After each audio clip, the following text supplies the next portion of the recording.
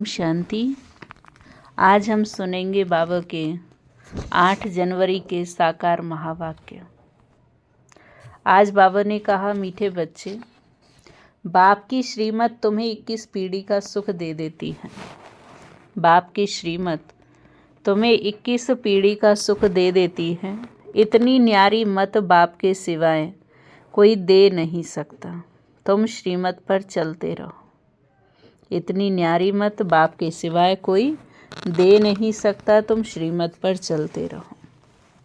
आज बाबा पूछ रहे हैं, अपने आप को राज तिलक देने का सहज पुरुषार्थ क्या है? अपने आप को राज तिलक देने का सहज पुरुषार्थ क्या है? तो आज बाबा बता रहे हैं, 2 पॉइंट्स बताई हैं। पहली पॉइंट है, अपने आप को राज तिलक देने के लिए बाप की जो शिक्षाएं मिलती हैं उन पर अच्छी रीति चलो। अपने आप को राज तिलक देने के लिए बाप की जो शिक्षाएं मिलती हैं उन पर अच्छी रीति चलो। इसमें आशीर्वाद व कृपा की बात नहीं। और सेकंड पॉइंट है, फॉलो फादर करो। दूसरे को नहीं देखना है। देखना है तो ब्रह्मा बाबा को देखना है, उनको फॉलो करना है, दूसरे को नहीं देखना है। मन मनाभव, इससे अपने को आपे ही तिलक मिलता है। मन मनाभव माने शिव बाबा की याद हो, इससे अपने को आपे ही तिलक मिलता है। पढ़ाई और याद की यात्रा से तुम बैगर टू प्रिंस बनते हो। गीत है आज का, ओम नमो शिवाय। ओम शांति। जब बाप और दादा ओम शांति कहते हैं तो 2 बार भी कह सकते हैं, क्योंकि दोनों एक में है। एक है अव्यक्त, दूसरा है व्यक्त। दोनों इकट्ठा है। 2 का इकट्ठा आवाज़ भी होता है, अलग अलग भी हो सकता है। यह एक वंडर है। दुनिया में यह कोई नहीं जानते कि परमपिता परमात्मा इनके शरीर में बैठ ज्ञान सुनाते हैं। यह कहाँ भी लिखा हुआ नहीं है। बाप ने कल पहले भी कहा था, अभी भी कहते हैं कि मैं इस साधारण तन में तो बाबा बता रहे थे, बाबा कहते अभी भी कहते हैं कि मैं इस साधारण तन में बहुत जन्मों के अंत में इनमें प्रवेश करता हूँ, इनका आधार लेता हूँ। गीता में कुछ ना कुछ ऐसे वर्सन्स हैं, गीता में कुछ ना कुछ ऐसे महावाक्य हैं जो कुछ रियल भी हैं। और ये रियल अक्षर है, मैं बहुत जन्मों के अंत में प्रवेश करता हूँ। जबकि यह वानप्रस्थ अवस्था में है। इनके लिए यह कहना ठीक है। किसके लिए? ब्रह्मा बाबा के लिए। क्योंकि जब शिव बाबा ने ब्रह्मा बाबा में प्रवेश किया तो उस समय ब्रह्मा बाबा की जो एज थी वो 60 साल की थी। इनके लिए ये कहना ठीक है। पहले पहले सतयुग में जन्म भी इनका है, फिर लास्ट में वानप्रस्थ अवस्था में है, जिसमें ही बाप प्रवेश करते हैं। तो इनके लिए ही कहते हैं, यह नहीं जानते कि हमने कितने पुनर्जन्म लिए हैं। ब्रह्मा बाबा को ये नहीं पता, शिव बाबा बताते हैं। शास्त्रों में 84 लाख पुनर्जन्म लिख दिया है। यह सब भक्ति मार्ग है। इसको कहा जाता है भक्ति कल्ट, भक्ति मार्ग। ज्ञान कांड अलग है, भक्ति कांड अलग है। भक्ति करते करते उतरते ही आते हैं। यह ज्ञान तो एक ही बार मिलता है।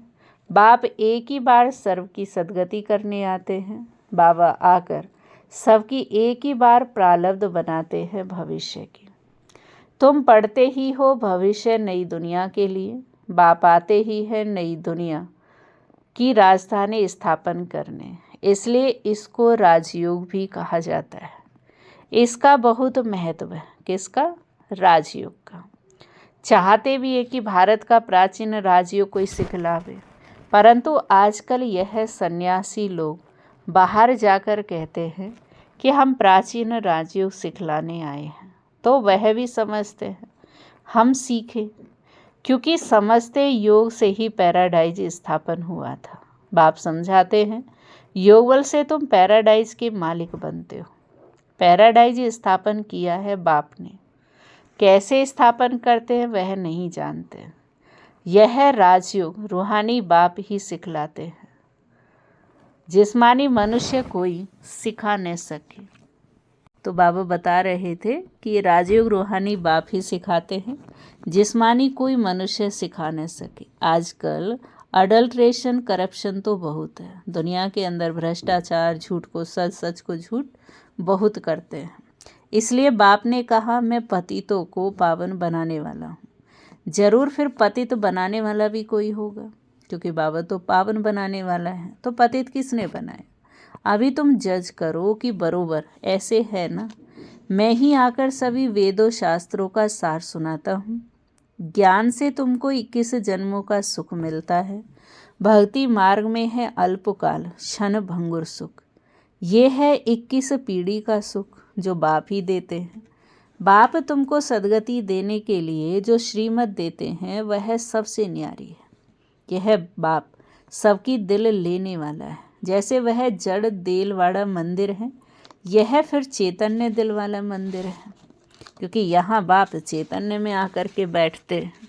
एक्यूरेट तुम्हारी एक्टिविटी के ही चित्र बने हुए हैं। इस समय तुम्हारी एक्टिविटी चल रही है। दिल वाला बाप मिला है, सर्व का सदगति करने वाला है, सर्व का दुख हरकर सुख देने वाला है। कितना ऊंच से ऊंच गाया हुआ है। ऊंच से ऊंच है भगवान शिव की महिमा। भले चित्रों में शंकर आदि के आगे भी शिव का चित्र दिखाया, वास्तव में देवताओं के आगे शिव का चित्र रखना तो निषेध है, क्योंकि वह तो भक्ति करते ही नहीं। भक्ति न देवताएं करते न सन्यासी कर सकते हैं, क्योंकि सन्यासी ब्रह्मज्ञानी है और देवता वो पूजा करते ही नहीं हैं, है ना। तो बाबा बता रहे हैं, तो देवताओं के आगे भी शिव को रखना वो भी निषेध, और जो सन्यासी हैं वो भी पूजा तो करते नहीं हैं, वो ब्रह्मज्ञानी तत्वज्ञानी कहे जाते हैं। जैसे यह आकाश तत्व है, वैसे वह ब्रह्म तत्व है। वह बाप को याद करते नहीं, न उनको यह महामंत्र मिलता है। यह महामंत्र बाप ही आकर संगम युग पर देते हैं। सर्व का सदगति दाता बाप एक ही बार आकर मन मनाभव का मंत्र देते हैं। बाप कहते, बच्चे देह सहित देह के सब धर्म त्याग, अपने को अशरीरी आत्मा समझ मुझ बाप को याद करो। कितना सहज समझाते हैं। रावण राज्य के कारण तुम सब देह अभिमानी बने हो, अभी बाप तुमको आत्माभिमानी बनाते हैं। अपने को आत्मा समझ मुझ बाप को याद करते रहो, तो आत्मा में जो खाद पड़ी है वह निकल जाए। सतो प्रधान से सतों में आने से कलाएं कम होती हैं ना, सोने की भी कैरेट होती है। अभी तो कलयुग अंत में सोना देखने में भी नहीं आता। सतयुग में तो सोने के महल होते, कितना रात दिन का फर्क है। उसका नाम ही है गोल्डन एज्ड वर्ल्ड। वहाँ ईंट पत्थर आदि का काम नहीं होता। बिल्डिंग बनती है तो भी उसमें सोने और चांदी के सिवाय कीचड़ पट्टी नहीं होती है। वहाँ साइंस से बहुत सुख है, तो ये भी ड्रामा बना हुआ है। इस समय साइंस घमंडी है, सतयुग में घमंडी नहीं कहेंगे। वहाँ तो साइंस से तुमको सुख मिलता है, और यहाँ है अल्पकाल का सुख, फिर इससे ही बड़ा भारी दुख मिलता है। वंश आदि ये सब विनाश के लिए बनाते रहते हैं।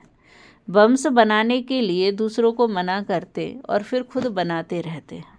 समझते भी हैं कि इन वंश से हमारी ही मौत होनी है, लेकिन फिर भी बनाते रहते हैं। क्यों बनाते रहते हैं? बाबा कहते बुद्धि मारी हुई है ना। यह सब ड्रामा में नूंद है, बनाने के सिवाय रह नहीं सकते। मनुष्य समझते हैं कि इन वंश से हमारा ही मौत होगा, परंतु पता नहीं कि कौन प्रेरित कर रहा है। हम बनाने के बिगर रह नहीं सकते। तो बाबा कहते जरूर बनाने ही पड़े। विनाश की भी ड्रामा में नूंद है। कितना भी भल कोई पीस प्राइज दे, परंतु पीस स्थापन करने वाला एक ही बाप है। भले कितना ही बाबा कहते हैं दुनिया के अंदर व्यक्ति शांति शांति करता रहे, लेकिन शांति एक बाप ही लेकर आते हैं।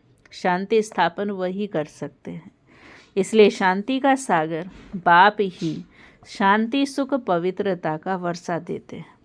सतयुग में है बेहद की संपत्ति, वहाँ तो दुख, बाबा कहते वहाँ तो दूध की नदियाँ बहती हैं, दुख किसी को होता ही नहीं। विष्णु को क्षीर सागर में दिखाते हैं तो ये भेंट की जाती है क्योंकि यहाँ खून की नदियाँ बहती, माना दुख ज़्यादा है, और वहाँ दूध की नदियाँ हैं और यहाँ खून की नदियाँ बहती हैं। तो बाबा कहते तो ये भेंट की है, वहाँ दूध की नदियाँ और यहाँ खून की नदियाँ। वहाँ है क्षीर सागर और यहाँ यह है विषय सागर। भक्ति मार्ग में फिर तालाब आदि बनाकर उसमें पत्थर पर विष्णु को सुला देते हैं। भक्ति में कितना खर्चा करते हैं, कितना waste of time, waste of money करते हैं। देवियों की मूर्तियाँ कितना खर्चा करके बनाते, फिर समुद्र में डाल देते हैं, तो पैसे वेस्ट हुए ना। ये है गुड़ियों की पूजा। कोई के भी ऑक्यूपेशन का किसको भी पता नहीं है। अभी तुम किसके भी मंदिर में जाओ तो तुम हर एक के ऑक्यूपेशन को जानते हो। बच्चों को मना नहीं है कहाँ जाने की, आगे तो बेसमझ बन जाते थे। बाबा बता रहे हैं, तो बाबा कहते आगे तो बेसमझ बनकर रहते थे, अभी तो सेंसिबल बनकर जाते हो, समझदार बनकर जाते हो। तुम कहेंगे हम इनके 84 जन्मों को जानते हैं। पहले मंदिरों में जाते थे तो समझ थोड़ी थी, तो अब जानते हैं। भारतवासियों को तो श्री कृष्ण के जन्म का भी पता नहीं। तुम्हारी बुद्धि में ये सारी नॉलेज है। नॉलेज सोर्स ऑफ इनकम है। वेद शास्त्र आदि में कोई एम ऑब्जेक्ट नहीं है। बाबा कहते स्कूल में फिर भी एम ऑब्जेक्ट होती है। इस पढ़ाई से तुम कितने साहूकार बनते हो। ज्ञान से होती है सदगति, इस नॉलेज से तुम संपत्तिवान बनते हो। तुम कोई भी मंदिर में जाएंगे तो झट समझेंगे कि ये किसका यादगार है। जैसे देलवाड़ा मंदिर है, वह है जड़ और ये है चैतन्य। हूबहू जैसे यहाँ झाड़ में दिखाया है वैसा मंदिर बना हुआ है। नीचे तपस्या में बैठे हैं, ऊपर छत में सारा स्वर्ग है। बहुत खर्चे से बनाया हुआ है, यहाँ तो कुछ भी नहीं है। भारत 100% साल्वेंट पावन था और अभी भारत 100% इनसाल्वेंट पतित है। कहाँ 100% साल्वेंट माना सिरताज था, धन संपत्ति बहुत थी, और अभी तो बाबा कहते बिल्कुल कंगाल पतित बन गया। क्योंकि यहाँ सब विकार से पैदा होते, वहाँ गंदगी की बात नहीं होती। गरुड़ पुराण में रोचक बातें लिखी, इसलिए बाबा कहते कि मनुष्य कुछ सुधरे, परंतु ड्रामा में मनुष्यों को सुधरना है नहीं। सभी ईश्वरीय स्थापना हो रही है। बाबा कहते इस समय ईश्वरीय स्थापना हो रही है। ईश्वर ही स्वर्ग स्थापन करेंगे ना, उनको ही हेवनली गॉड फादर कहा जाता है। बाप ने समझाया है, वह लश्कर जो लड़ते हैं वह सब कुछ करते हैं राजा रानी के लिए। यहाँ तुम माया पर जीत पाते हो अपने लिए, जितना करेंगे उतना पाएंगे। तुम हर एक को अपना तन मन धन भारत को स्वर्ग बनाने में खर्च करना पड़ता है। जितना करेंगे उतना उच्च पद पाएंगे। यहाँ रहने का तो कुछ है नहीं। अभी के लिए गायन है, किनकी दबी रही धूल में किनकी राजा खाए। अभी बाप आया हुआ है तुमको राज्य भाग्य दिलाने। कहते हैं अब तन मन धन सब इसमें लगा दो। इसने सब कुछ न्यौछावर कर दिया। किसके लिए? बाबा कह रहे हैं ब्रह्मा बाबा के लिए। इनको कहा जाता है महादानी। विनाशी धन का दान करते हैं तो अविनाशी धन का भी दान करना पड़े। फिर जो जितना दान करे, नामी ग्रामी दानी होते हैं तो कहते ना फलाना बड़ा फिलैंथ्रोपिस्ट था, बड़ा महादानी था, नाम तो होता है ना। वो इनडायरेक्ट ईश्वर अर्थ करते हैं, राजाई स्थापन नहीं होती। अभी तो राजाई स्थापन होती है, इसलिए कंप्लीट फिलैंथ्रोपिस्ट बनना है कि तन मन धन सब कुछ सफल करना है, सब कुछ दान करना है, बाबा को सब कुछ देना है। भक्ति मार्ग में गाते भी हैं कि हम वारी जाएंगे, इसमें खर्चा कुछ नहीं। गवर्नमेंट का तो कितना खर्चा होता है। यहाँ तुम जो कुछ करते हो अपने लिए, फिर चाहे 8 की माला में आओ, चाहे 108 की माला, चाहे 16,108, पास विद ऑनर बनना है। ऐसा योग कमाओ जो कर्मातीत अवस्था को पालो, फिर कोई सजा न खाओ। तुम सब वॉरियर्स हो, तुम्हारी लड़ाई है रावण से, कोई मनुष्य से नहीं है। नापास होने के कारण 2 कला कम हो गई। त्रेता को 2 कला कम स्वर्ग कहेंगे। पुरुषार्थ तो करना चाहिए ना, बाप को पूरा फॉलो करने का। ये नहीं कि त्रेता में जाएं तो त्रेता में चले जाएं, नहीं। बाबा कहते सतयुग के लिए पुरुषार्थ करो, और सतयुग में जाने के लिए ब्रह्मा बाप को पूरा फॉलो करना है। इसमें मन बुद्धि से सरेंडर होना होता है। बाबा यह सब कुछ आपका है। बाप भी कहेंगे यह सर्विस में लगाओ, मैं जो तुमको मत देता हूँ वह कार्य करो। यूनिवर्सिटी खोलो, सेंटर खोलो, बहुतों का कल्याण हो जाएगा। सिर्फ ये मैसेज देना है कि बाप को याद करो और वर्षा लो। मैसेंजर पैगंबर तुम बच्चों को कहा जाता है। सबको ये मैसेज दो कि बाप ब्रह्मा द्वारा कहते हैं मुझे याद करो तो तुम्हारे विकर्म विनाश होंगे, जीवन मुक्ति मिल जाएगी। अभी है जीवन बंद, फिर है जीवन मुक्त। बाप कहते मैं भारत में ही आता हूँ। ये ड्रामा अनादि बना हुआ है, कब बना कब पूरा होगा ये प्रश्न ही नहीं उठ सकता। यह तो ड्रामा अनादि चलता ही रहता है। आत्मा कितनी छोटी बिंदी है, उसमें यह अविनाशी पाठ नुंदा हुआ है। कितनी गुह्य बातें हैं। स्टार मिसल बिंदी है। आत्माएं भी, बाबा कहते आत्माएं क्या, स्टार मिसल छोटी बिंदी। माताएं भी यहाँ मस्तक पर बिंदी देती हैं। अभी तुम बच्चे पुरुषार्थ से अपने आप को राज तिलक दे रहे हो।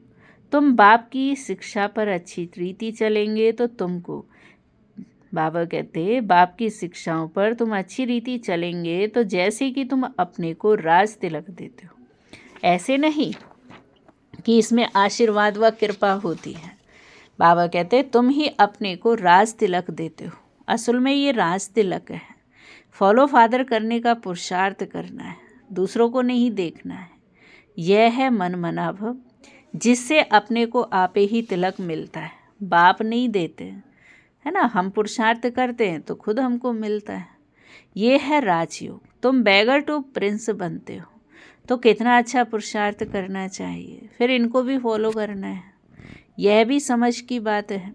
पढ़ाई से कमाई होती है, जितना जितना योग उतनी धारणा होगी। योग में ही मेहनत है, इसलिए भारत का राजयोग गाया हुआ है। बाकी गंगा स्नान करते करते तो आयु भी चली जाए तो भी पावन बन न सके। भक्ति मार्ग में ईश्वर अर्थ गरीबों को देते हैं। यहाँ फिर खुद ईश्वर आकर गरीबों को ही विश्व की बादशाही देते हैं। गरीब निवाज है ना। भारत जो 100% सॉल्वेंट था, वह इस समय 100% इनसॉल्वेंट है। दान हमेशा गरीबों को दिया जाता है, तो इस समय भारत गरीब है। बाप कितना ऊंच बनाते, ऐसे बाप को गाली भी देते। बाप कहते हैं ऐसे जब ग्लानि करते तब मुझे आना पड़ता है। ये भी ड्रामा बना हुआ है। यह बाप भी है, टीचर भी है। सिख लोग भी कहते हैं सतगुरु अकाल मूरत। बाकी भक्ति मार्ग के गुरु तो ढेर है। अकाल को तख्त सिर्फ यह मिलता है। तुम बच्चों का भी तख्त यूज करते हैं, कहते हैं मैं इनमें प्रवेश कर सबका कल्याण करता हूँ। इस समय इनका यह पार्ट है, तो ये बड़ी समझने की बातें हैं। कोई नया तो समझ न सके। अच्छा, मीठे मीठे सिखिलते बच्चों प्रति माता पिता बाप दादा का याद प्यार और गुड मॉर्निंग। रूहानी बाप की रूहानी बच्चों को नमस्ते। हम रूहानी बच्चों की रूहानी बाप को नमस्ते नमस्ते नमस्ते। शुक्रिया बाबा, शुक्रिया। अभी हम सुनेंगे धारणा के लिए मुख्य सार। फर्स्ट पॉइंट है अविनाशी ज्ञान धन का दान कर महादानी बनना है। अविनाशी ज्ञान धन का दान कर महादानी बनना है। जैसे ब्रह्मा बाप ने अपना सब कुछ इसमें लगा दिया, ऐसे फॉलो फादर कर राजाई में ऊंच पद लेना है। सेकंड पॉइंट है सजाओं से बचने के लिए ऐसा योग कमाना है। सजाओं से बचने के लिए ऐसा योग कमाना है जो कर्मातीत अवस्था को पाले। पास विद ऑनर बनने का पूरा पूरा पुरुषार्थ करना है, दूसरों को नहीं देखना है।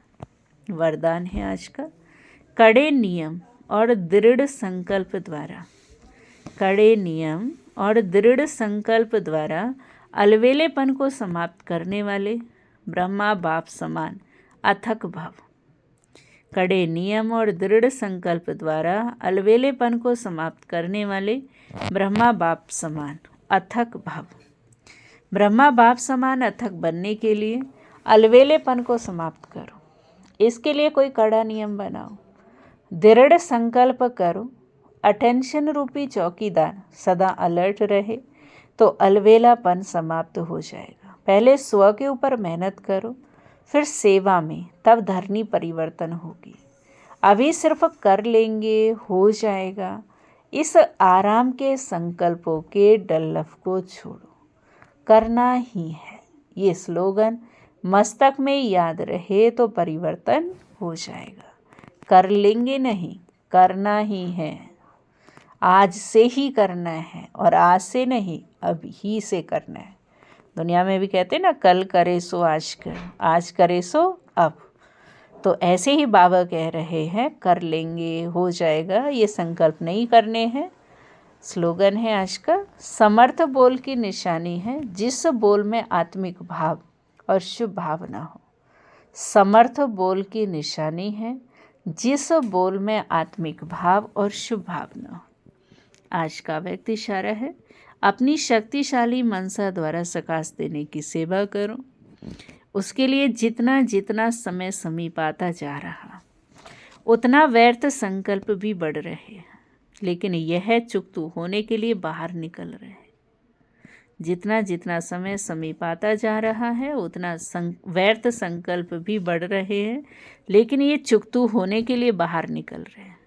उन्हों का काम है आना, और आपका काम है उड़ती कला द्वारा, सकाश द्वारा परिवर्तन करना। घबराओ नहीं, उसके सेक में नहीं आ जाना। अच्छा, ओम शांति, ओम शांति, ओम शांति।